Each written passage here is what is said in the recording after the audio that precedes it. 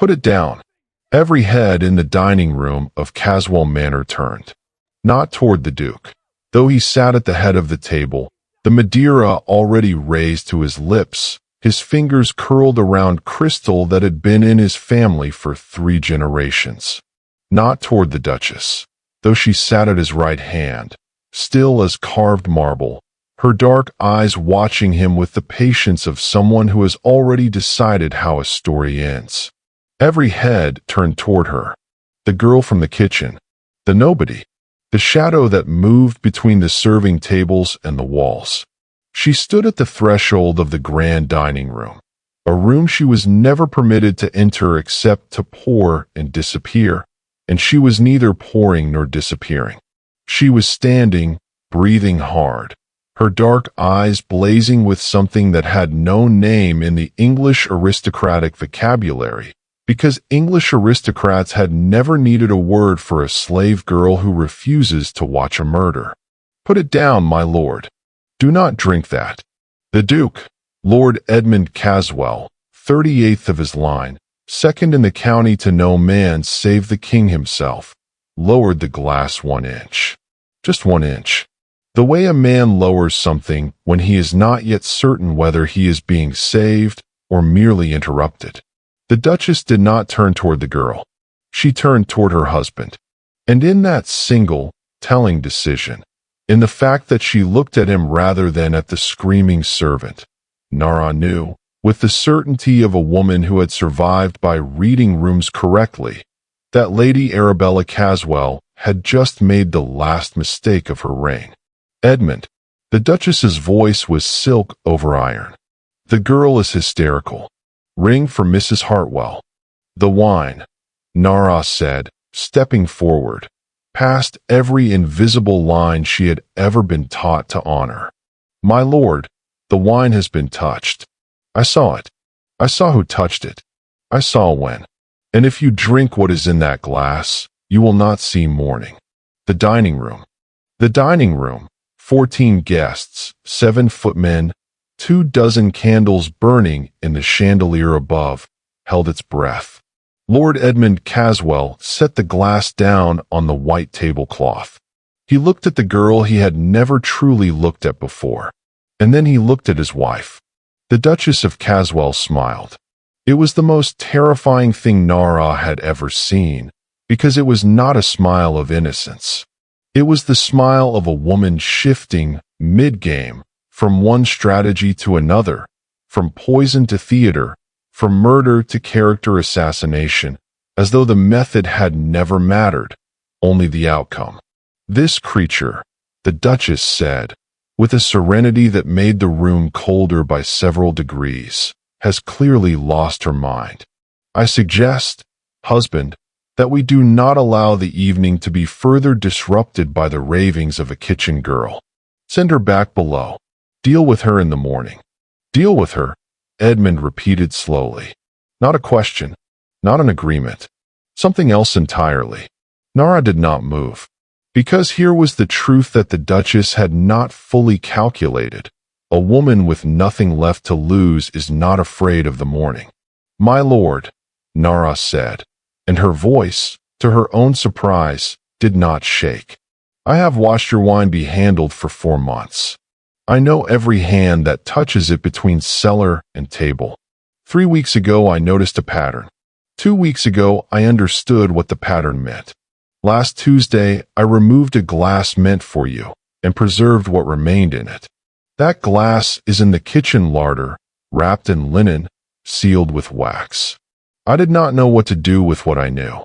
I knew only that it was wrong, and I knew that I was the only person in this house who saw it." Silence. Then one of the guests, Sir Alistair Morrow, white-haired, sharp as vinegar, leaned forward in his chair and said quietly, "Edmund, I think you should hear the girl out." The Duchess turned to look at Sir Alistair Morrow with an expression that promised consequences. He met her gaze and did not flinch. And Lord Edmund Caswell pushed back his chair, stood at the head of his own table, looked at his wife of 11 years, and said 4 words that changed everything. "Fetch the preserved glass." London, November 1785. The British Empire at the height of its confidence. King George III on the throne. Parliament in perpetual uproar. And beneath every grand house in England, beneath every chandelier and every polished boot and every powdered wig, another world, invisible and essential, turning like a wheel that the carriage above it never thinks about. There is a saying in the kitchens of the great houses of England, not a saying that ever found its way into any book of Proverbs, because the people who said it could not write in the language of the country that kept them, and those who could write had decided long ago that kitchen wisdom was not the kind worth preserving. The saying was this: the ones who serve the table know everything that happens at it, and because they know everything, they are given nothing. Nara had heard this saying first from an old Barbadian woman named Celia, who had worked in the Caswell kitchens for 11 years before Nara arrived, and who had since died of a cold that a physician would have cured in a white woman in 3 days. Celia had said it not as complaint, but as education. Know what you see. Keep what you know. Never, under any circumstances, let them see that you are watching. It was the most important lesson Nara had ever received, and she had carried it like a stone in her chest every single day since. She was 19 years old. She had been brought to England at the age of 8 from Barbados, not purchased, precisely, not in the direct commercial sense, but acquired in that particular gray space of Georgian England where the law was deliberately vague and convenience was mistaken for morality. The household referred to it as her. Having been taken into service, Nara had learned not to correct this description, because the correction would cost her more than the lie. She had no surname. The household called her Mary. Her name, her real name, the name her mother had given her in the hour before they were separated at Kingston Docks, was Nara. She had kept it in the private chamber of herself, polished and untouchable, the one thing that had not been taken. The Caswell estate was a study in architectural confidence, a great Palladian house set on 40 acres of Hampshire land, with columns at the front entrance that had been built to suggest permanence and had thus far succeeded. The upper floors were all high ceilings, plastered cornices, aubusson carpets, gilt-framed ancestors watching from the walls with the specific expression of people who have never doubted their right to be watched. Below stairs, in the kitchens, the scullery, the laundry, the cellar, the passages that connected them all like veins, was a different country entirely. Nara lived in this country. She knew every flagstone of it, every damp corner, every hierarchy within its own hierarchy. The cook above the kitchen maids, the butler above the footmen, the housekeeper above them all, and below the housekeeper. In the particular social archaeology of the Caswell household, Nara, not quite servant, not quite chattel, something the English class system had not yet found a satisfying category for, so it had simply decided not to categorize her at all, which amounted to the same thing as deciding she did not exist. This invisibility was, as it happened, the most useful thing anyone had ever accidentally given her. She moved through the Caswell house like weather, present everywhere, noticed nowhere. She carried coal scuttles up the back stairs and left without acknowledgement. She poured wine at the great table and retreated to the wall before the glass had been set down. She passed through rooms where private conversations were happening, and those conversations did not pause, because to pause a private conversation for a kitchen girl would be to admit that a kitchen girl was a person, and that was a category error the residents of the upper floors were not prepared to make. She learned things. She could not have stopped herself from learning things, even had she wanted to. It was not curiosity, or not merely curiosity. It was survival. When you have no protection, information becomes your armor. When you cannot run, knowledge of what is coming becomes your only preparation. This was how she had come to know Lord Edmund Caswell. Not personally, not in any way that the word no would mean in the parlors upstairs, but in the way that someone who has observed a person across 4 years of close, invisible proximity comes to understand them. She knew that he rose early, that he read in his study before breakfast, that he had a habit of running his thumb along the spine of a book when he was troubled, that he treated the upper servants with a distant courtesy that was more than most such men offered. She knew that he had visited the plantation holdings in Barbados 3 years prior and returned changed, quieter, with something new in his eyes that might have been guilt or might have been the beginning of conscience, and that these two things, in a man of his class, were not easily distinguished from each other. She knew that his marriage to Lady Arabella Pembridge Caswell had been arranged when both parties were young and practical enough to mistake arrangement for advantage. And she knew, because she had ears and Arabella Caswell spoke at a volume designed to be heard by the right people and never by the wrong ones, which meant she had miscalculated the category into which Nara fell, that the marriage had curdled somewhere around the 6th year, when Edmund had begun making inquiries into the legal mechanisms by which a man might divest himself of inherited plantation interests. The money. It always came back to the money. Lady Arabella's family, the Pembridges of Wiltshire, old blood, shallow pockets, had secured their financial future in the Caswell alliance. The Caswell income was land and trade, Hampshire rents in England, sugar and labor in the Caribbean. If Edmund dissolved the plantation holdings, the income dissolved with it. The Pembridges' careful investment in this marriage would be undone. And Arabella Caswell, who was not a stupid woman, which was precisely why she was dangerous, had understood this 3 years before Edmund had thought to tell her. She had begun planning, Nara suspected, around the same time. But Nara had not known about the poison until the 16th of September, 1785, a Tuesday, unseasonably cold, when she had gone to the wine cellar to draw the evening's Madeira and found, in the shadows behind the second rack of bottles, a glass phial no larger than her thumb, its stopper sealed with black wax. She had not touched it. She had replaced the rack exactly as she had found it. She had gone back upstairs and poured the wine and served the table and retreated to the wall and watched the Duchess watch the Duke drink. And she had begun, in the private chamber of herself where she kept her real name and her real thoughts, to watch everything more carefully than she had ever watched anything before. The footman's name was Thomas Greer. He was 22, Hampshire-born, the kind of young man who grinned at his own reflection and believed sincerely that the world would reward him for his grin. He was also in debt, significant debt, the kind that accumulates quietly when a young man with limited income has developed an appetite for card games in the alehouses of Winchester. Lady Arabella had found him, as predators find all useful weaknesses, through patience and peripheral vision. Nara had found him the same way. She had watched him on the evenings when wine service fell to him. Alone, which it did, deliberately, on the evenings when she was assigned other duties, which itself was a pattern she had not initially noticed but then could not unnotice. On those evenings, Thomas Greer went to the wine cellar alone.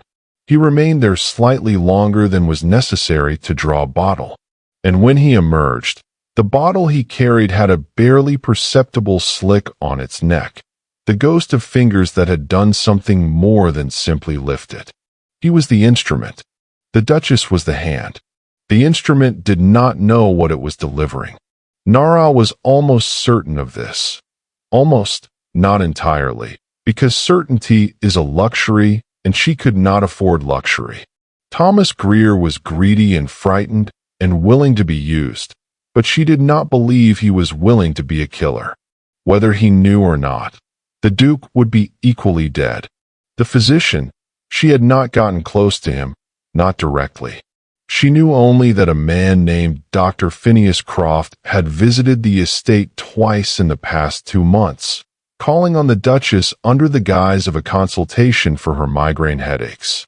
Arabella Caswell had not had a migraine headache in the 11 years Nara had observed her. Migraine headaches were, however, a useful explanation for receiving a visitor privately, without the Duke's presence, in the East drawing room with the door closed. Dr. Croft did not look like a murderer. But then, murderers of the refined variety rarely do. They look like physicians. They look like duchesses. They look like everything the world has decided is trustworthy. There are women who are born to be studied. Not admired, studied. The way a naturalist studies a beautiful thing that bites. Lady Arabella Caswell was such a woman. She had arrived in the Caswell household at the age of 22 with the specific self-possession of someone who has assessed every room she has ever entered and found it wanting, and who has learned to conceal this assessment behind a social group. Grace so complete that the concealment itself became a kind of artistry. She spoke 4 languages. She played the pianoforte with a technical precision that her tutors had praised, and that Edmund, listening on winter evenings in the first year of marriage, had found strangely joyless. Performance without vulnerability, which is to music what a beautifully dressed corpse is to a living person. She ran her household with an efficiency that the housekeeper privately admired and publicly deferred to. She was also a woman who could not bear to lose. Not money, though money mattered perhaps more than anything else in the specific architecture of what Arabella Caswell was. Not position, though position was the air she breathed. It was something more fundamental than either. It was the inability to accept that something she had decided upon would not, in the end, be hers. She had decided, at some point in the 3rd year of the marriage, the year Edmund came back from Barbados, that the version of the marriage she had been promised was no longer the version being delivered. She had signed a contract, in the implicit language of Georgian matrimonial negotiation, for a certain kind of life. That contract was being renegotiated by a party who had not consulted her. To Arabella, this was not a moral failing. It was a breach, and she treated it as such. Nara had watched the evolution of this decision across months, not dramatically, not in the way of novels, with a single decisive scene in which a woman resolves to become wicked. Wickedness, in Nara's observation, almost never worked that way. It accrued. It arrived through small compromises that, examined individually, seemed reasonable, and that only in retrospect revealed themselves as steps on a staircase whose destination was somewhere no reasonable person would have chosen to go had they seen it clearly at the outset. She had watched Arabella dismiss a parlor maid in January for a minor infraction that Arabella knew the girl had not committed. She had watched her manage the household correspondence so that Edmund saw only what she chose him to see. She had watched her conduct 3 separate private conversations with her brother Clarence Pembridge, in which the financial word exposure occurred with a frequency that suggested structural fear rather than casual concern. She had watched her, on the 1st of October, stand in the moonlight at the east window of the drawing room, unaware of the shadow in the corridor beyond, the shadow that had brought a tray of evening cordials and had not yet knocked, and look out at the Hampshire countryside with an expression that Nara had seen only once before in her life, on the face of a man in Barbados, at the docks at Kingston, who had made a calculation about another person's worth and had found the calculation in his favor. It was the expression of someone who has decided that a person is an obstacle. Nara had taken the cordial tray back to the kitchen without knocking, and she had begun, that October night, to keep her careful reckoning. The Duchess conducted herself in the weeks before the poisoning with the specific poise of someone who has convinced herself that Providence is on her side. She attended church in the village every Sunday with the family, sitting in the Caswell pew with the composure of a woman whose conscience is apparently clear, and she received communion from the Reverend Horace Bellamy with the same serene expression she brought to everything. The Reverend Bellamy was a mild man of 50 with a love of Latin and a tendency to quote proverbs in his Sunday sermons.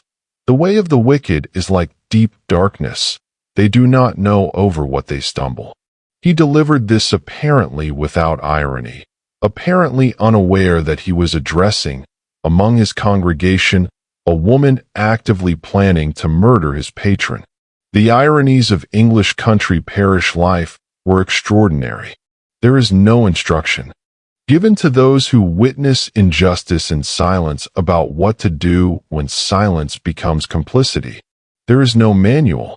The philosophers who wrote about moral courage were not, in the main, writing with the understanding that the courageous party might be a 19-year-old girl with no legal standing, no protection, no name that anyone in authority would recognize, who had watched a conspiracy assemble itself in the spaces that polite society chose not to look.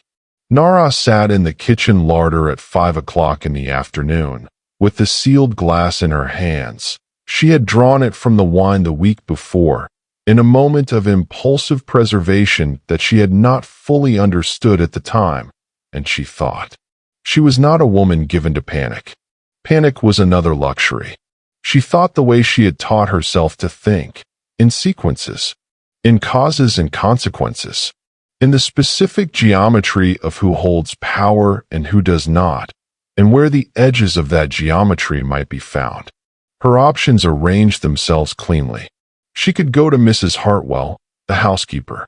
Mrs. Hartwell was a stout, competent woman who ran the below-stairs world with the authority of a general and the warmth of a flagstone. She would hear a kitchen girl claiming the Duchess was a murderer, and she would do what the English middle classes have always done with uncomfortable truths from inconvenient mouths. She would explain it away, send Nara back to work, and believe until morning that she had handled something. She could go to Mr. Aldous Finn. This was the option she kept returning to the way the tongue returns to a tender tooth. Not because it was comfortable, but because it was the only one that had a chance. Mr. Aldous Finn was Lord Edmund's private secretary, a lean, watchful man of 43, gray at the temples, with ink-stained fingers and the eyes of someone who has spent 20 years being paid to notice what his employer cannot afford to notice for himself. He had been with Edmund since before the marriage. He was loyal the way a good secretary is loyal, not blindly, but with the specific, considered loyalty of a man who has decided that the person he serves is worth serving. But Mr. Finn was also a man of his time, a man who would hear a slave girl accuse a duchess, and every social mechanism he had ever been taught would activate in simultaneous opposition to the accusation. She might have a chance with him. She might not. Either way, she had to try him first. Mr. Finn was not in his study at 5 o'clock. He was not in his office. He was in Winchester. He had gone that morning and was expected back before dinner. Dinner was at 7. The clock on the kitchen wall read 5:30. Nara wrapped the glass in linen. She sealed the linen with kitchen wax, pressing a coin into it as she would have pressed a stamp, leaving a clear impression. She put the wrapped glass on the highest shelf of the larder, behind the Christmas preserved lemons that would not be needed until December, where no one who was not specifically looking would find it. Then she went upstairs, not the servants' entrance, not the back corridor, the front, the polished mahogany staircase, straight up the center of the house like she had as much right to be there as anyone, knocked on Mr. Finn's study door, found it empty, and descended again feeling the particular cold of a plan that has its first assumption proven wrong. She went to the kitchen. She did her work. She carried coal. She blacked a grate. She set the side table for wine service. She watched Thomas Greer collect the Madeira from the cellar. At 6:45, she watched him pause at the cellar door with his back to her.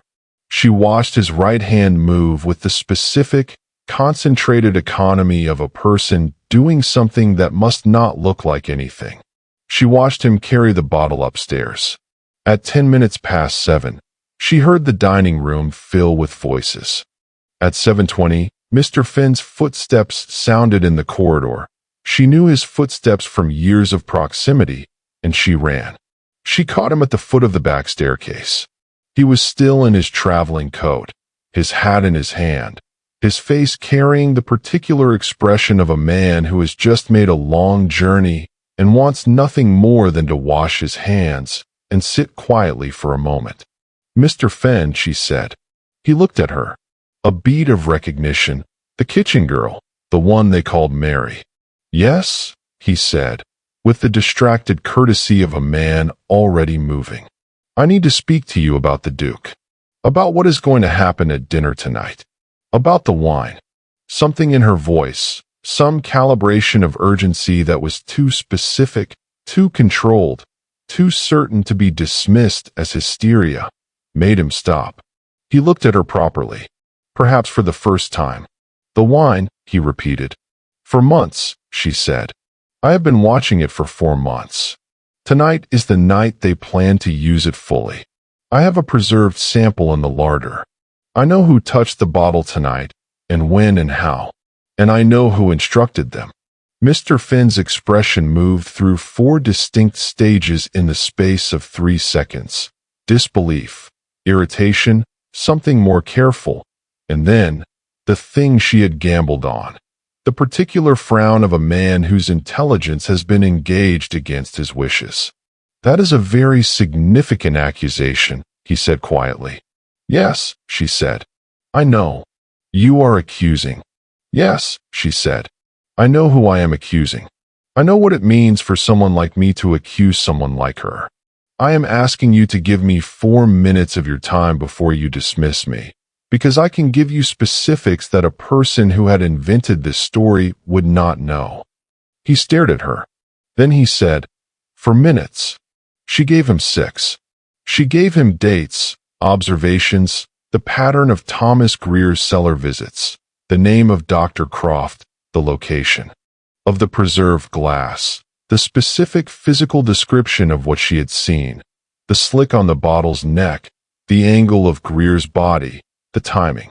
She gave him everything she had assembled, in the order she had assembled it, with the precision of a woman who has had 4 months to organize her evidence, and who understands that she will not be given a second chance to be heard. When she finished, Mr. Finn was quiet for a long moment. "You are certain of what you saw," he said.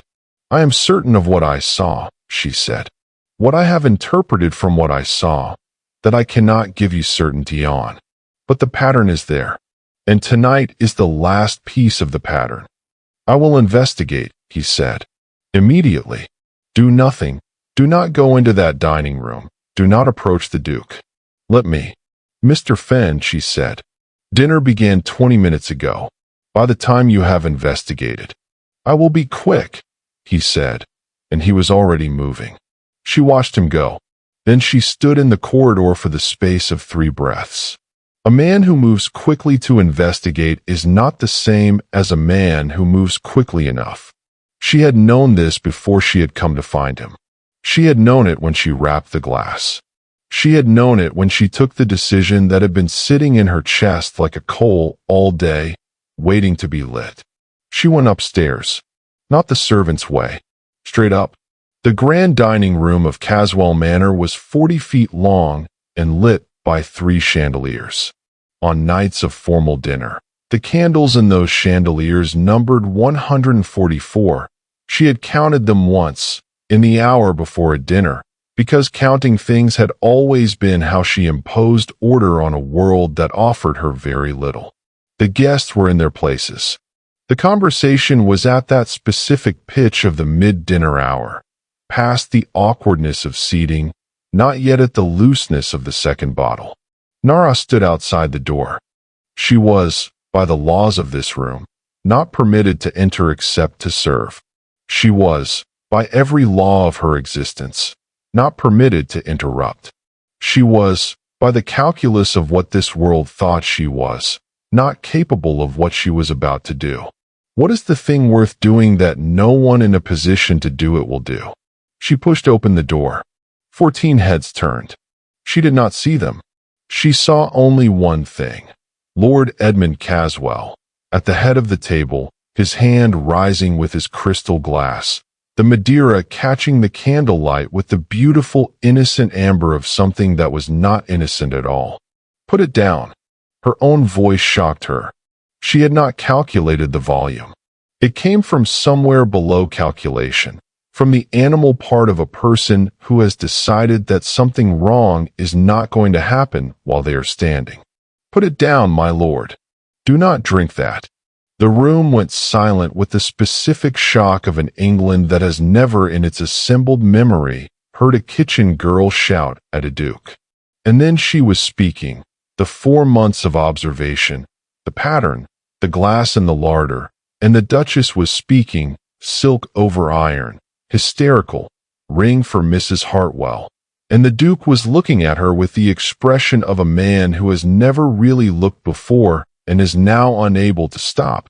And Sir Alistair Morrow was leaning forward, and the clock on the mantelpiece was ticking, ticking, ticking. Fetch the preserved glass. For words from the Duke. The silence that followed them was not the silence of a room waiting for the evening to continue. It was the silence of a room that has understood that the evening will never be what it was 3 minutes ago. That something has been broken, or rather, something has been exposed that was already broken long before tonight.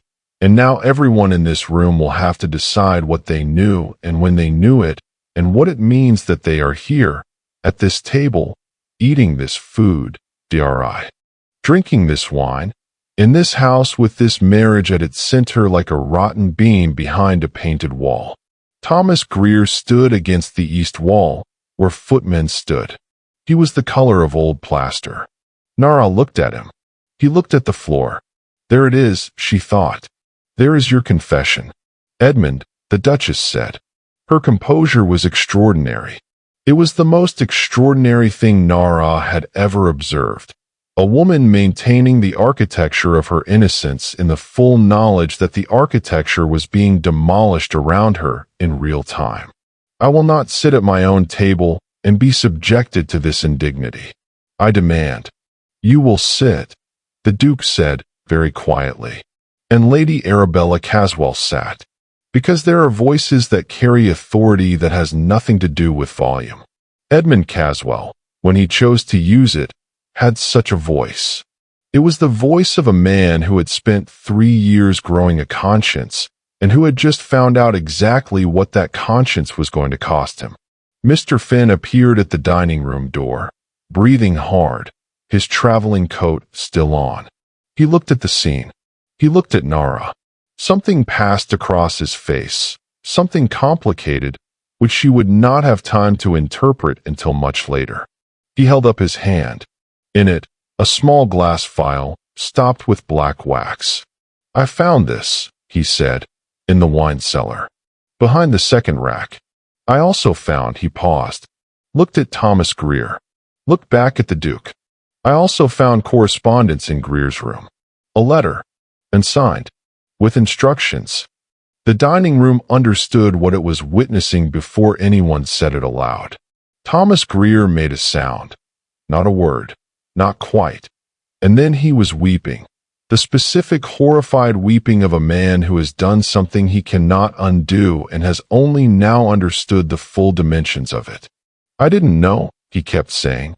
I swear to God Almighty, I didn't know what it was. She said it was a sleeping draught.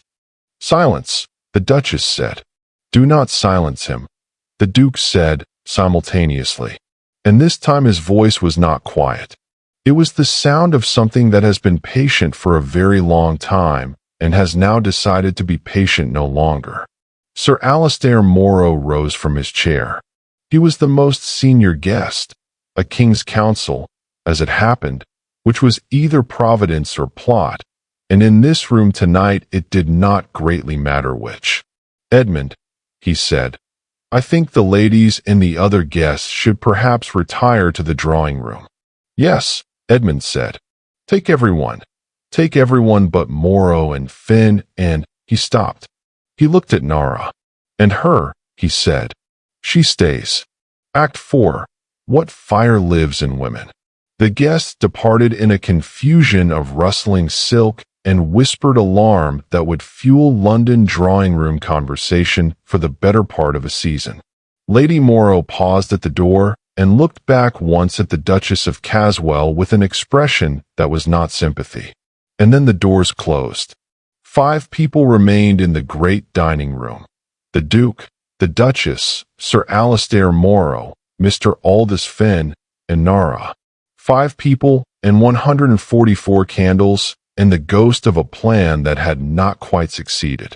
The Duchess sat at the table as though she were still the hostess of a dinner party, her spine perfectly straight, her hands folded in her lap, her expression that of a woman who has decided to wait out a storm she is certain will pass.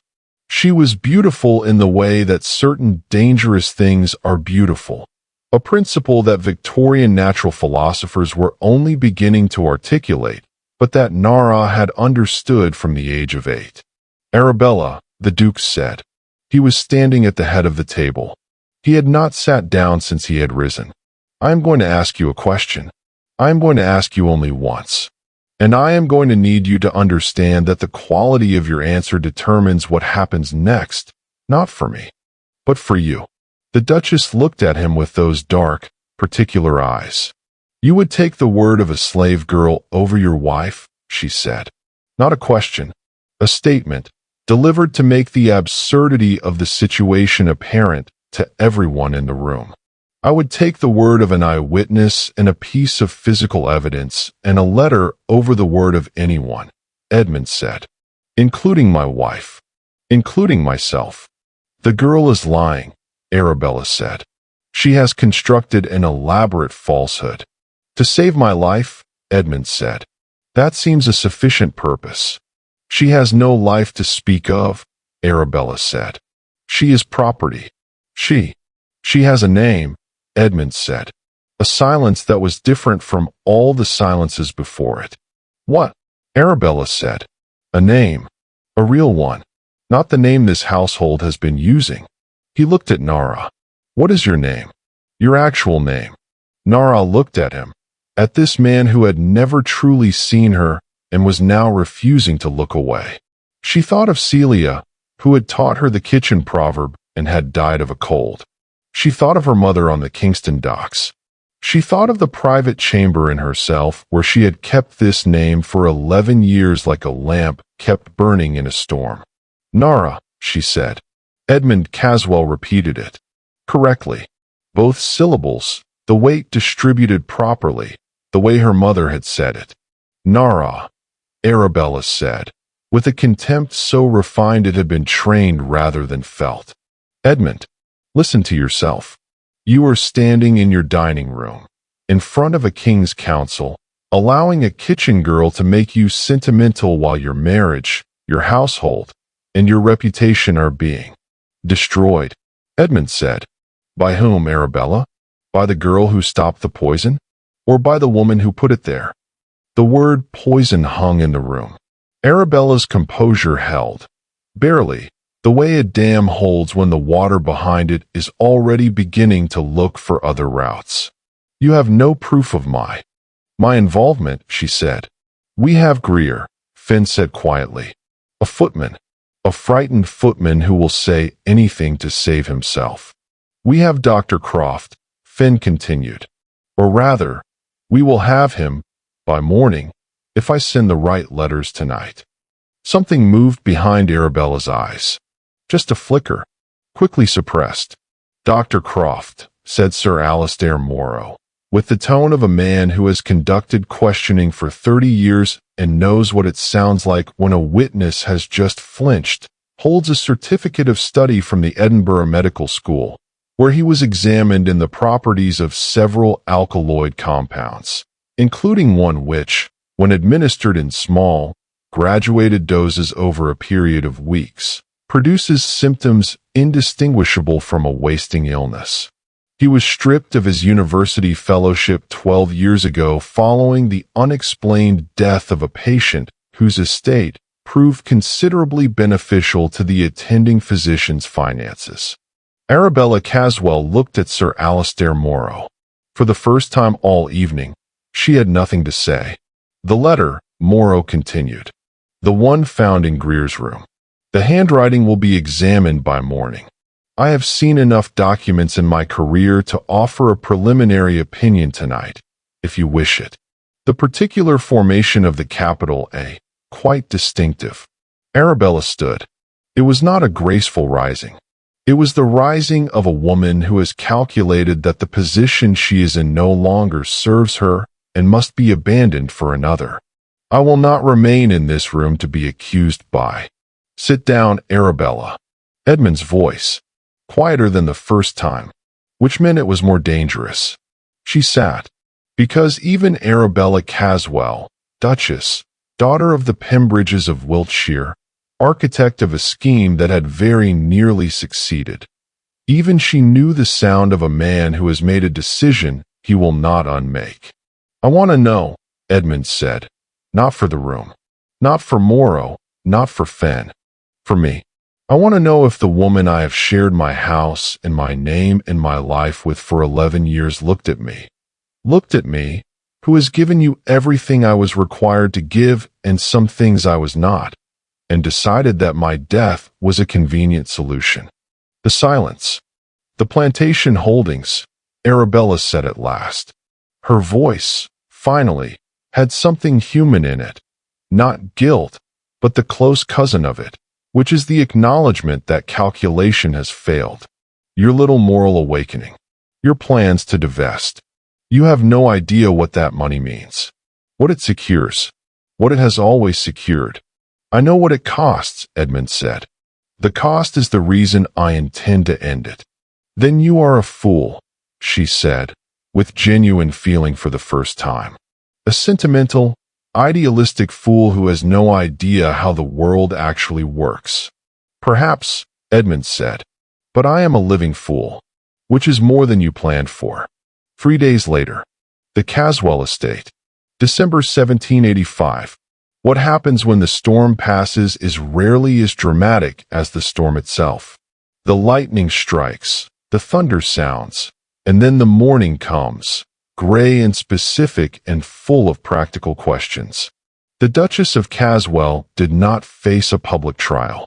This is the thing about the English aristocracy that novelists tend to get wrong.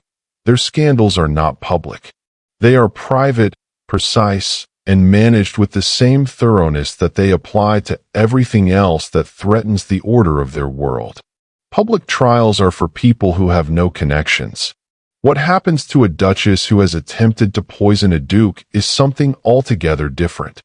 Something that happens in solicitors' offices and family meetings and letters exchanged between men of influence, which leaves no record that anyone can read in 50 years and arrive at a clear conclusion. Sir Alistair Morrow had handled the matter with the efficiency of a man who has spent his career making difficult things disappear into legal language.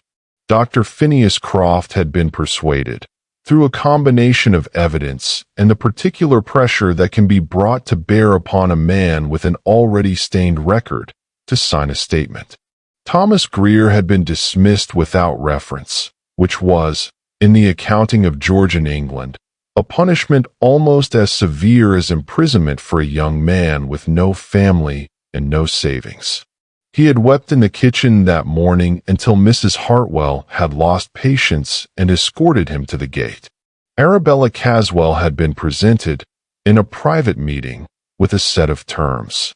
She would remove herself to the Pembridge estate in Wiltshire. She would not contest any legal proceedings Edmund chose to initiate. She would not speak publicly of any aspect of what had occurred at Caswell Manor on the 22nd of November, 1785. In exchange, the full details of what she had planned would remain within the knowledge of the few people in that dining room, and would not be laid before a magistrate. Arabella had reviewed these terms with the expression of a woman reviewing a bill she had not expected to be quite so large, and had agreed to them with a single sentence. Tell your kitchen girl she is welcome to whatever she has won. It was not the most elegant exit, but it was an exit, and it was permanent, and in the particular calculus of a life that had been almost ended, Edmund found he could accept imperfect outcomes with more grace than he once might have. He had other things to think about. He had, in the 3 days since the dinner, thought about very little else except the girl in the doorway, the voice that had cut across 40 feet of candlelit dining room and stopped a glass halfway to his lips, and what it meant that he had been living in the same house for 4 years with a person who had known what was happening in his own wine cellar and had kept silent, not from cowardice, but from a perfectly rational assessment of the likelihood that anyone would believe her. That last part was the one he kept returning to.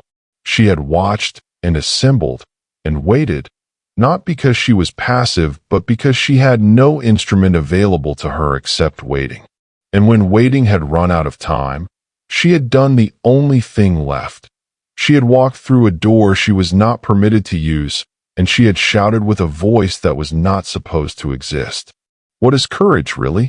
He had been turning the question over in his study, at night, with the lamp burning and the house quiet around him. Is it the absence of fear? No. Is it the willingness to act despite fear? Closer. But closer still. Is courage the willingness to act when the probability of success is so low that only something more powerful than self-interest can motivate the action? If that was courage, then Nara had more of it in her kitchen-calloused hands than most men he had ever met in Parliament. He asked Mr. Finn to bring her to his study on the morning of the 3rd day. She came alone. Finn had offered to stay. She had declined, which Finn noted with the thoughtfulness of a man who files things away for later consideration. She stood in the doorway of the study and looked at him across the room. The Duke at his desk, his books behind him, the morning light coming through the tall window at his back, the whole architecture of privilege surrounding him like a statement of fact about the world that was impossible to argue with, and yet was not. She had recently proven impossible to act within. Close the door, he said. Please. She closed the door. Please. In 4 years, she had never been pleased by anyone in the upper floors. Sit down, he said. She sat in the chair across from his desk, the chair that visitors sat in. She sat in it and felt the strangeness of it, the seat of it, the armrests, the orientation of it toward him as an equal might sit rather than as a servant stood. I owe you my life, he said. She waited. That is not a rhetorical statement, he said.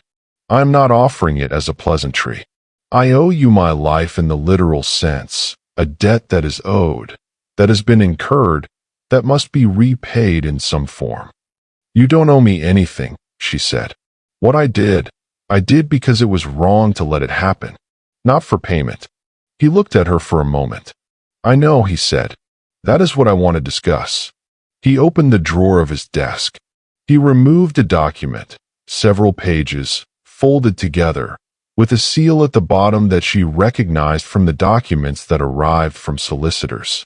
I had this drawn up 2 days ago, he said. It is a formal deed of manumission.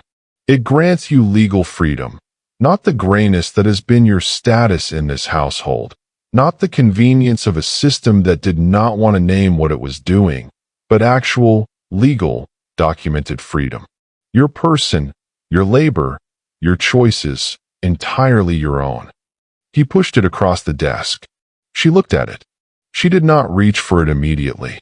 She had spent enough of her life being given things and having them taken back to reach for anything immediately. No conditions, she said. None. No requirements. None. No expectation of. Nara. He said her name again, the way he had said it in the dining room. Correctly, both syllables, the weight of it properly held. It is yours. It should have been yours 11 years ago, before you ever arrived in this country, before anyone ever had occasion to decide that they had a right to your labor. This paper does not repair what cannot be repaired. It is only what I can do. It is not enough. I know it is not enough. She looked at the document for a long moment. Then she picked it up. She read it, slowly, carefully, in the way she read everything. Because literacy was another thing she had taught herself in the margins of a life that did not provide it, from whatever printed material the house discarded. She read every line. She was not fast. He waited. When she set it down, she said, "Why are you also asking me to stay?" He blinked. "I haven't asked you to stay." "You haven't," she agreed. "But you will. Because if you only wanted to give me the paper, you would have sent it through Finn. You asked me to come to your study. That means you want to say something you haven't said yet." He was quiet for a moment. "Yes," he said. "You're right." The morning light shifted behind him. Outside, the Hampshire countryside existed in shades of gray and dormant brown, and the particular muted green of English grass that never quite gives up. "I am intending to dissolve the plantation holdings," he said. "It is a complicated process. Legally, morally, in every way. I don't know what it means in its full dimensions.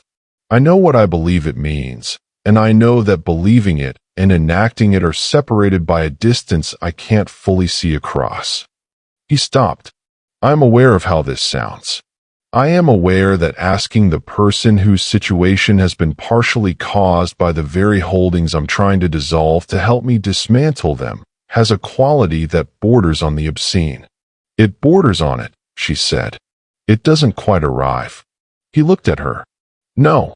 If the intention is real," she said. "If the dissolution is real. Not decorative. Not the kind that happens in a ledger somewhere and leaves the actual practices in place. If you mean actually ending it." She paused. "Then no.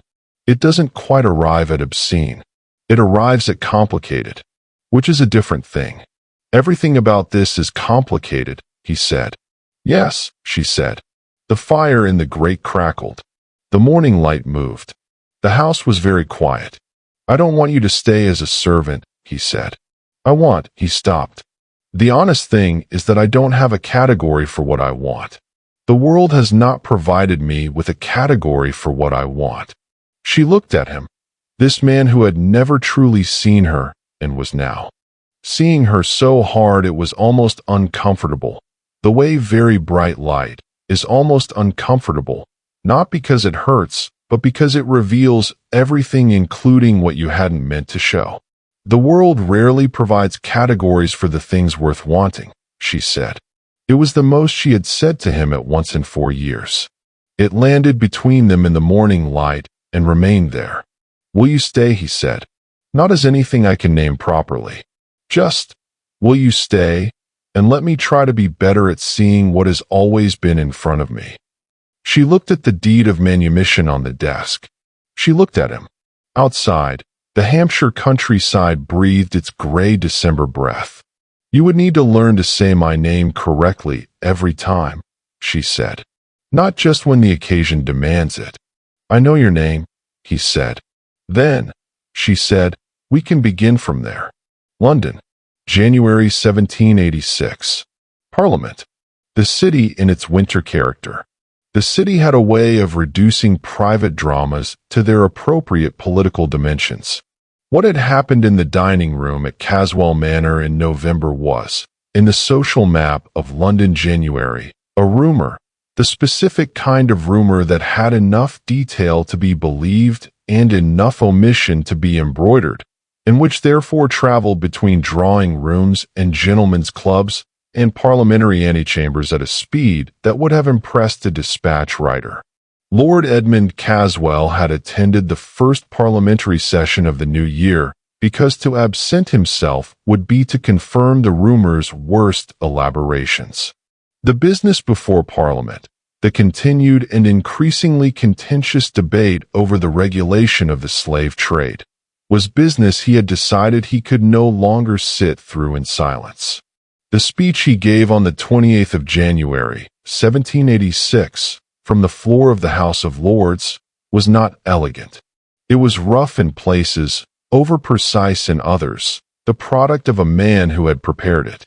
too carefully, and delivered it in a state of feeling that preparation had not quite anticipated. He spoke about the plantation holdings. He spoke about what he had seen in Barbados 3 years ago, not in general terms, but specifically with names and details that made the men around him uncomfortable in their seats. He spoke about a man named Samuel, who had managed the Caswell cane fields for 12 years and who could recite every variety of cane by its growth pattern and yield, and who had never in those 12 years been paid a wage. He spoke about a woman named Della, who had taught herself to read from the household's discarded newspapers, and who had one morning shown Edmund a passage in one of those newspapers, a parliamentary debate about the natural faculties of Africans, and had looked at him with an expression he was still, 3 years later, unable to fully describe. He did not describe it in his speech. He had not been able to find words for it. He had said only, "She looked at me, and I was ashamed."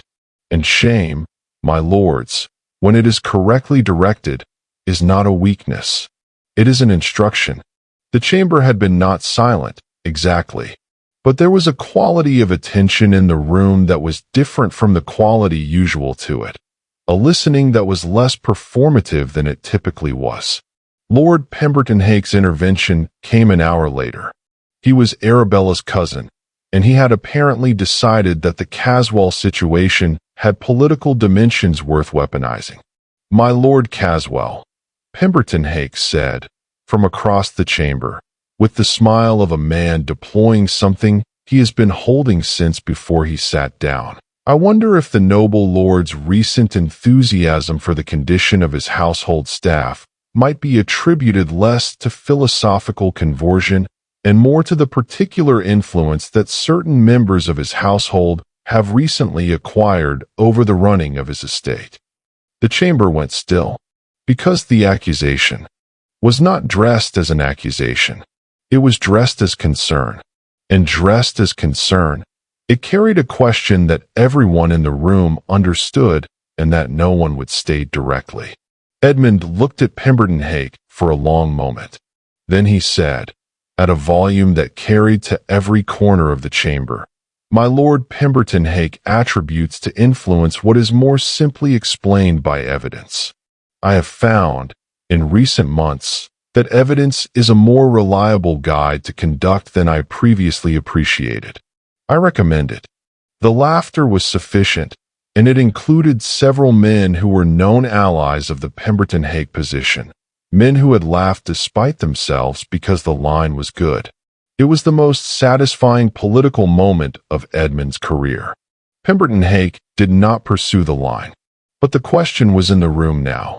Edmund came home from Parliament to find Nara in his study.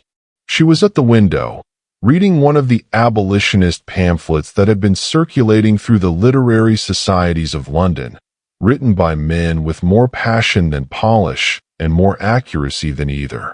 "How was it?" she said, without turning. "Complicated," he said, "in the way we discussed." "Pemberton Hake," she said, "you know about it already." "Fenn came back an hour before you did," she said. "He mentioned it without mentioning it, which is Fenn's way of mentioning things." Edmund removed his coat. He sat in the chair by the fire. There were 2 chairs by the fire now, which he had arranged without quite saying why, and she had understood without quite acknowledging that she understood. "He implied that my position on the trade is determined by your influence over me," he said. "Is it?" she said. "No," he said. "It is determined by what I saw in Barbados, by what I have thought about since, by what I am able to look at without flinching when I consider what I want my life to have meant." He paused. "You did not create my conscience. You revealed the state of it, which is different." She turned from the window. In the firelight, she was something the room was not built to contain, not in the aesthetic sense, though the firelight did particular things to her face that he had noticed and was careful about noticing, but in the substantive sense, the sense of a person who occupies a room with a density of presence that has nothing to do with permission and everything to do with character. "They will use me against you," she said. That is what Pemberton Hake was beginning. It will continue. Yes, he said. And your response is to continue, he said. The only alternative is to stop, and I have considered stopping very carefully and found that I am not constituted for it. She looked at him. You know what they will say? Yes. You know what they will imply? Yes. And you know that some of what they imply is, she stopped. Is true, he said quietly. A silence. The fire. The pamphlet in her hand. The winter outside the window. I did not say that, she said. No, he said. But you have been careful not to say it, which is its own kind of saying it. She set the pamphlet down. She turned back to the window. Outside, London was doing what London did in January, breathing cold and commerce in equal measure, indifferent to the small fires of private change that burned in its drawing rooms and studies. Edmund, she said. She had begun using his name in private about 3 weeks after she had agreed to stay, just in private, without asking permission, because she had decided that the architecture of their new arrangement did not include asking permission for the natural things. The things worth having rarely come with a ready category. You said something like that before, he said. I mean it more now that I've had time to think about it, she said. He rose from his chair. He moved to the window and stood beside her, not touching, because they had been very careful. About not touching in the way that two people are careful about not touching when the alternative to carefulness is a conversation they are not certain they know how to have. They stood looking out at London. I am going to ask you something, he said. Yes, she said. That isn't an answer to a question I haven't asked yet. No, she said. It's an answer to the question you've been asking without asking for about 6 weeks. He looked at her profile. You are the most unsettling person I have ever met, he said. You have been meeting the wrong people, she said. He laughed. A short, surprised laugh, the kind that comes from somewhere genuine. Then yes, he said, since you've already answered. Yes, she said again. And neither of them moved. But something between them, which had been careful and unnamed, and full of the specific tension of two people who are pretending not to know what they know, settled. Like the last piece of a thing that has been almost complete for a very long time, finally fitted into its place. February 1786. A different kind of knowing. London in the Georgian era was a city of layers, not merely the social layers that everyone acknowledged and most maintained, but layers of knowledge, of the kinds of knowing that official England endorsed and the kinds it had decided did not exist. This was, in many ways, a hypocritical position, because the same drawing rooms that dismissed fortune-telling as the province of the credulous had mothers who consulted almanacs and fathers who would not begin a significant venture without first noting the phase of the moon.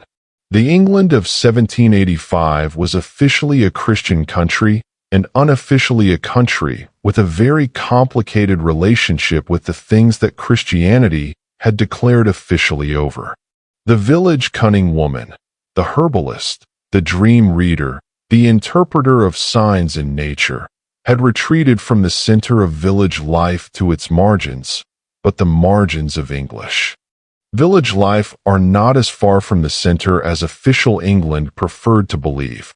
The blacksmith's wife consulted almanacs for planting. The Reverend Bellamy's own mother had kept a dream book. And the particular tradition that involved the observation of birds, which birds appeared, in which direction, at which hour, was so deeply embedded in the rural English consciousness that it had survived every attempt at suppression the way a river survives a dam, by finding other channels. The woman who called herself Madame Seraphine operated from a set of rooms in Clerkenwell that smelled of incense and old cloth, and the particular human distillate of decades of other people's anxieties brought to be solved. She was, depending on who was asked, a Frenchwoman of Romany extraction, a former lady's maid who had discovered a talent, a charlatan, or, in the account of a surprisingly large number of people across the social spectrum who had consulted her, something harder to categorize. Nara had not planned to go. She had not planned to go the way people do not plan things they are going to do anyway. She had dismissed the idea, set it aside, thought about something else, and then found herself in Clerkenwell on a gray February afternoon because she was a woman who trusted evidence, and the evidence of her own life was that the things that seemed like coincidence rarely were. The woman across the table looked at Nara when she entered without any of the additional looking that Nara encountered everywhere else in London, the looking that assessed category before it assessed person. She had laid cards on the table, not the cards of a conventional reader. These were older, the imagery less standard, the colors deep and slightly faded in the way of things that have been handled for a long time by careful hands. "You carry a name you don't use," Madame Seraphine said. Nara said nothing. This could be guessed at, about many people who existed as she did. "And one you use that is not yours," the woman continued. "You have recently set down the second one." "There is a house," the woman said. "A great house. You saved something in it. You are still saving it. But now what you are saving is more complicated than a life. You are saving the meaning of a life. And the question you have come to ask me is whether the thing you are building can stand, whether the ground it is being built on is solid enough." Nara looked at the cards on the table. The imagery was not English. It was something older, from somewhere else. She recognized a few of the symbols from her childhood, things her mother had taught her, the visual language of a Barbadian folk tradition that sat alongside Christian practice without quite integrating into it, the way many real things sit alongside official categories without quite integrating. "What do the cards say?" she said. Madame Seraphine's finger moved to a figure in the center of the spread. "Fire," she said. "Not destruction. Transformation. The thing that burns away what cannot survive." She moved to another card, a dark image, a figure with a divided face. "Betrayal. Already passed. But it leaves a residue in the ground. Like ash after a fire. The soil is changed by what burned." "And this?" Nara said. She touched a card she had not meant to touch. A card with two figures facing each other, their hands almost meeting but not quite. Madame Seraphine smiled. Not a performing smile. The smile of a woman who has seen this particular card in this particular context enough times to know what it means. "That," she said, "is the oldest question in the world. And the cards do not answer it. They only confirm that it is worth asking." "The ground is solid," Madame Seraphine said, "but you will need to keep tending it. The world does not warm easily to what challenges its expectations. You already know this. What you have come to find out is whether the challenge is survivable." She looked at Nara with those steady eyes. "Survivable, yes. Easy, no. Worth it." She spread her hands. "That question belongs only to you." Nara paid her and left the Clerkenwell rooms and walked back through the London streets. She thought about what the woman had said. She thought about whether she believed it. And she found, after 2 streets of thinking, that the question of belief was less important than the question of action, which was, when she reduced any question to its essential architecture, always the most important question. Not do I believe this, but what do I do with what I know? She knew what she was building. She knew the ground it was being built on. She knew the risks. Celia had told her once, in the Caswell kitchen, a person with nothing to lose is dangerous. But a person who has something to protect, something real, something they have made and chosen, that person is something else entirely. She walked home through London. Home. The word arrived in her mind without announcement, and she let it stay. The raven that had appeared in the oak at the far end of the kitchen garden was noticed on the 3rd of December, the morning after the dinner, by James Tallow, the head gardener. He had said nothing but had done something no one observed. He had put a piece of bread on the kitchen garden wall, exactly where he would have put it if the bird were an omen he was trying to appease. Mrs. Calhoun, the new Scottish housekeeper, came from a tradition that held ravens in specific regard. Not evil, but liminal. Birds of the border between knowing and not knowing. The bird that sees everything and says nothing in a language you can translate. She mentioned it to Nara in March. In the oblique way of a woman who has decided to share something and is uncertain whether the sharing will be received. The bird, she said, over their morning tea. You've noticed it. I've noticed it, Nara said. Where I come from, Mrs. Calhoun said, wrapping her hands around her cup. A raven that stays is watching. Not haunting. Watching. There's a difference. What's the difference? Nara said. Haunting is something already done. Watching is something still being decided. She paused. My grandmother would have said it was waiting to see which way a thing fell. And when it decides, it leaves, Mrs. Calhoun said simply. When the watching is done, it goes. My mother's people, Nara said. And she said it in a particular way, the way she said things that came from before England, with a care that was the opposite of carelessness, believed that certain birds carried messages that the living could not send directly. Not from the dead, necessarily. From the in-between. The people who had crossed, but not yet arrived. Mrs. Calhoun nodded. She did not find this strange. In Barbados, Nara continued, there was a woman in the compound, an old woman, called grandmother because she had been there so long that everyone's memory of a time before her was uncertain. She could read certain things. The direction of smoke in still air. The pattern of seeds fallen from a pot. Whether a thing would go well or badly. She said she could see in the first moment of the morning, in the color of the sky before the sun came properly. She paused. I used to think it was stories. And now, Mrs. Calhoun said. Nara considered. Now I think it was a form of paying very close attention, she said. Which is perhaps the same thing. Or perhaps not. I'm not certain the distinction matters as much as I once thought it did. March 1786. Caswell Manor. Spring arriving in Hampshire like a cautious visitor. Spring in Hampshire began with crocuses. Purple and white along the drive. Small, insistent presences pushing up through the still cold ground with the characteristic determination of things that have been waiting longer than is comfortable and have decided to wait no longer.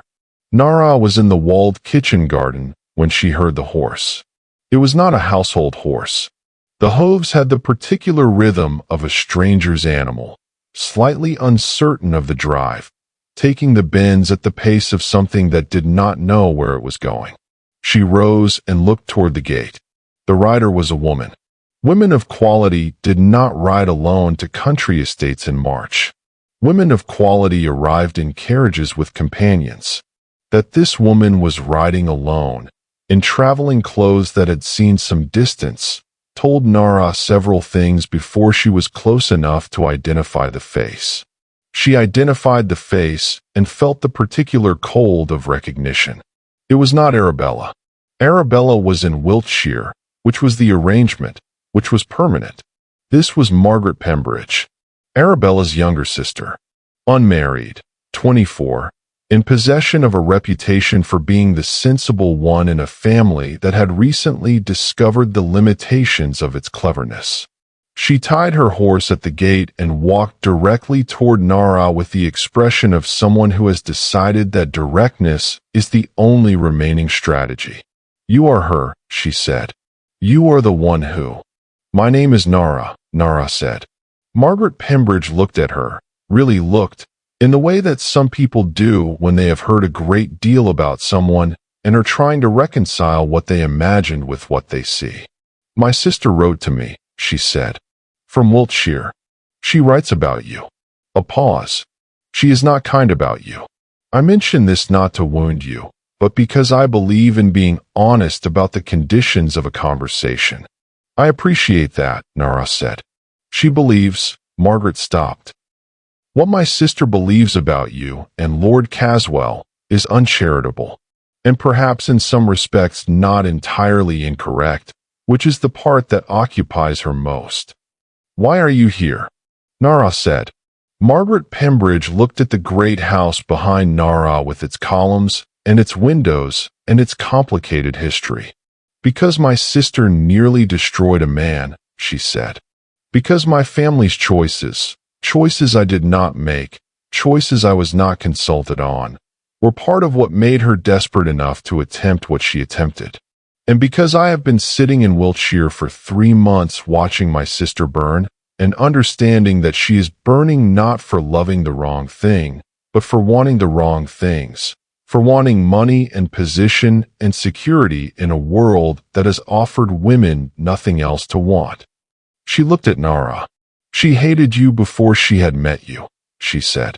Not because of what you are, but because you did what she could not do, which is, you acted without calculating whether it would serve you, Margaret said. Arabella has never in her life done a thing that did not serve her. She looked at you and saw something she could not comprehend, and what we cannot comprehend, we fear. And what we fear, we try to destroy. Nara was quiet for a moment. Why are you telling me this? She said. Because I am going to speak to Lord Caswell, Margaret said. I have something to tell him about the plantation holdings, about the specific financial structures that my father built with the Caswell income, and about what dissolving them correctly, rather than merely declaratively, will actually require. My family has behaved badly. The least I can do with what I know is make sure that the dissolution actually dissolves something, rather than shifting the harm somewhere less visible. She paused, and I wanted to see you first. Before I saw him, I wanted to know whether the reason my sister is burning in Wiltshire was worth the heat. Nara looked at her for a long moment. Come in, she said. I'll have tea made. The housekeeper, Mrs. Calhoun, the new one from Edinburgh, who had the specific advantage of not having a fully formed opinion about the current arrangement of the household before she arrived, was in the front corridor when they entered, and did not visibly adjust any of her expressions when Nara said, Mrs. Calhoun, this is Miss Margaret Pembridge. She'll be taking tea in the morning room, and then she'll need to see Lord Caswell. Of course, said Mrs. Calhoun, and went to arrange it.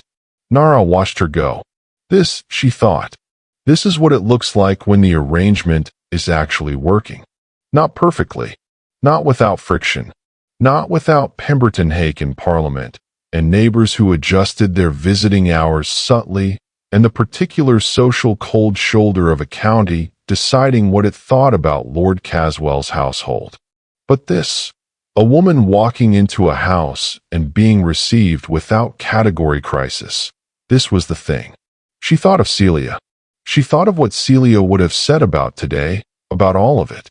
She thought the old woman from Barbados, who had taught her the kitchen proverb, who had taught her to watch and hold and not let them see, would have said something that sounded simple and meant everything, in the way of people who have learned that the ornate is not the same as the profound. Well, you stayed. That's the brave thing. Anyone can leave. It's the staying that costs. Edmund found her in the walled garden after the meeting with Margaret Pembridge, which had lasted 2 hours, and ended with a stack of documents that Finn was currently cataloging with the expression of a man who has been given a great deal of work and is not displeased about it. He stood at the garden gate. He looked at her across the space of dormant beds and early crocuses and the particular late afternoon light of an English March. She came to help, he said. Why? Because she could, Nara said. And because someone should. He crossed the garden toward her. The light was doing what March light does, uncertain, shifting, occasionally brilliant between clouds, full of the suggestion of something warmer that has not yet arrived. Nara, he said. Edmund, she said. He stopped in front of her, close enough that the March wind, moving between them, was the only thing that occupied the distance. I have been trying, he said, for several weeks now, to find the right words for something. "I know," she said. "You do not make it easier," he said, "by always having already arrived at the place I'm trying to reach." "If it helps," she said, "I don't have the right words for it either. I only have the feeling and the decision." "What is the decision?" he said.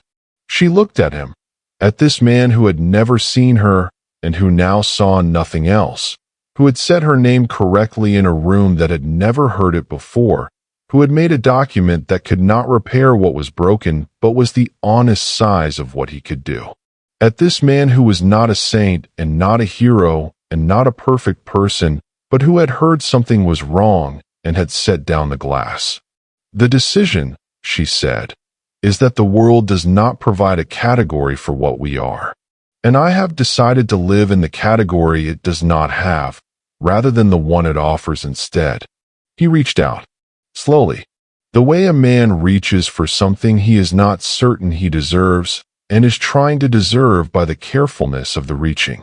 His hand, the hand of a duke, ink-stained from the letters he had been writing, calloused from the morning rides, human in every way that hands are human, found hers. She let it. She more than let it. She turned her hand beneath his so that they were holding each other, which is a different thing than being held. Mutual, equal in the way that two people can be equal when they have agreed between themselves. That the category the world offers is not the one they intend to inhabit. The March wind moved through the crocuses.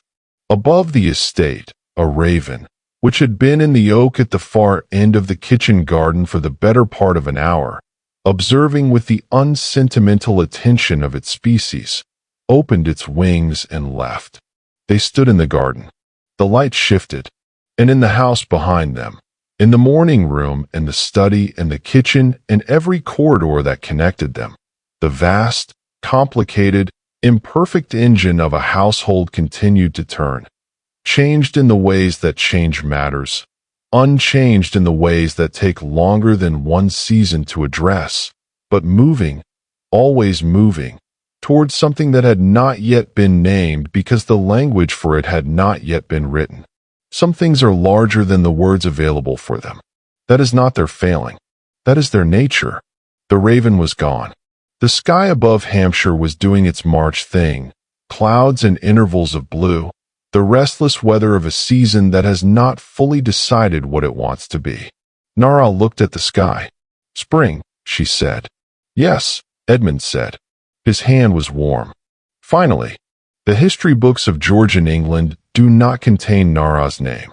They contain Edmund Caswell's, in a footnote, in a list of minor parliamentary voices who spoke in the abolitionist debates of the 1780s, notable primarily for the specificity of their testimony about plantation conditions and the unusually complete financial dissolution of their colonial holdings. A footnote in a footnote. The kind of entry that a researcher finds by accident and puts down and returns to, because there is something in the texture of it that does not quite resolve. The Caswell estate is mentioned in a county history published in 1820. It notes that the house was remarkably well maintained for its era, that the kitchen garden was unusually productive, that the household had a reputation in the county for an organization that struck neighboring estates as unconventional but effective. No further details. Dr. Phineas Croft died in Edinburgh in 1791 of causes not recorded. Thomas Greer was last recorded in Winchester in 1787, working in a tannery.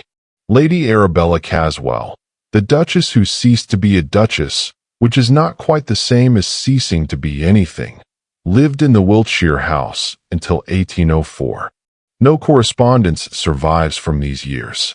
Whether she repented, continued calculating, or found some third option that the historical record has not preserved, that question remains open, which is perhaps as it should be. Some people are not meant to be fully resolved. Margaret Pembridge married a lawyer in 1789. Her name appears in the subscription list of an abolitionist pamphlet published in 1792, which is the kind of footnote that contains a person if you know how to read it. Sir Alastair Morrow served as a King's Counsel until his retirement in 1794. He is on record as having said, in his retirement address, that the most instructive legal experience of his career was a dinner in Hampshire in November of 1785. He does not elaborate. Mr. Aldous Finn remained Lord Caswell's secretary for the duration of his working life. What is remarkable is a journal, unpublished, found in his effects when he died in 1801, in which he wrote at length about the events of November 1785 and their aftermath. But on the last page, the very last page, written in a hand that had grown uncertain with age, he wrote a single paragraph about an evening in March of 1786, when he had looked out of the study window and seen two figures standing in the kitchen garden, and had understood, with the particular clarity of a person who has observed something long enough to know what they are looking at, that what he was seeing was not a category the world had provided for. They were, he wrote, simply two people, in a garden, in the ordinary March light. And it was the most extraordinary thing I have ever seen. He does not explain why. He does not need to. Among the papers of the Caswell estate, inventoried in 1820, a bundle of letters was found, tied with faded ribbon, marked in a precise and educated hand, not for publication, not for disposal, to remain with the house. The letters are in two hands. One belongs to Lord Edmund Caswell. The other, smaller, more economical, the hand of someone who learned to write not as a performance, but as a tool, is listed in the inventory as correspondent unknown. Those who have read the letters describe them as follows.